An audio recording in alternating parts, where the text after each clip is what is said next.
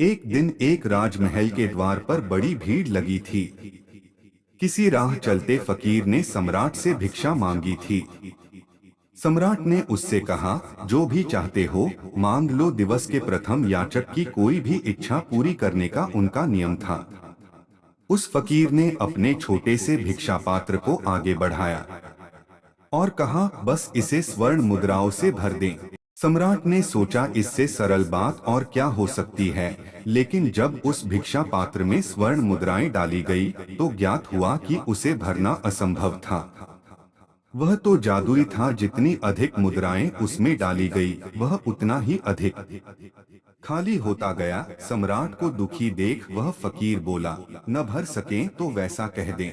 मैं खाली पात्र को ही लेकर चला जाऊंगा। ज्यादा से ज्यादा इतना ही होगा कि लोग कहेंगे कि सम्राट अपना वचन पूरा नहीं कर सके। सम्राट ने अपना सारा खजाना खाली कर दिया। उसके पास जो कुछ भी था सभी उस पात्र में डाल दिया गया, लेकिन अद्भुत पात्र आखिरकार नहीं भरा। तब उस सम्राट ने पूछा, भिक्षुक, तुम्हारा पात्र साधारण नहीं है, उसे भरना मेरी सामर्थ्य से बाहर है। क्या मैं पूछ सकता हूँ कि इस अद्भुत पात्र का रहस्य क्या है? वह फकीर हंसने लगा और बोला, कोई विशेष रहस्य नहीं।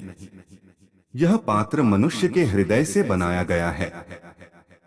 क्या आपको ज्ञात नहीं है कि मनुष्य का हृदय कभी भी भरा नहीं जा सकता? धन से, पद से, ज्ञान से, किसी से भी भरो, वह खाली ही रहेगा, क्योंकि इन चीजों से भरने के लिए वह बना ही नहीं है।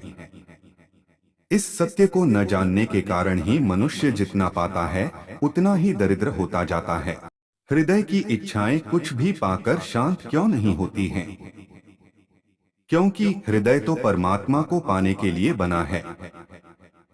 शांति चाहिए, संतृप्ति चाहिए, तो अपने संकल्प को कहिए कि भगवान श्री कृष्ण के सेवा के अतिरिक्त और मुझे कुछ भी नहीं चाहिए।